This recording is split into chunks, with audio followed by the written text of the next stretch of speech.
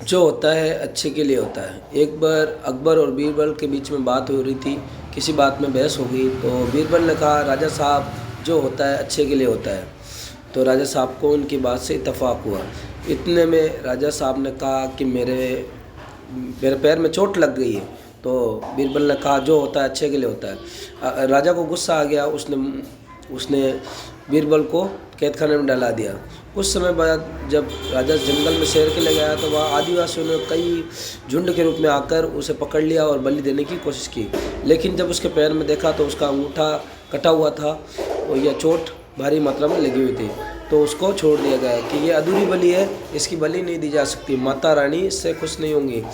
तो यह इस प्रकार से उसकी जान बच गई। जब राजा को इस बात से पता चला कि मेरे इस घटना से मेरी जान बच गई, तो उन्होंने मंत्री को रिहा करने का हुक्म दे दिया। लेकिन उनसे पूछा, मैं तो बच गया इस वजह से, लेकिन तुम्हें क्या हुआ? इस बात से तुम्हें तो लॉस पहुंचाना, तुम तो जेल चले गए। तो उन्होंने बोला मेरा पैर में कटा हुआ नहीं था, अगर मैं आपके साथ चलता और आपके साथ रहता तो मेरी बलि अवश्य दी जाती। इसलिए जो होता है हमेशा अच्छे के लिए होता है, तो किसी बात से हमें घबराना नहीं चाहिए।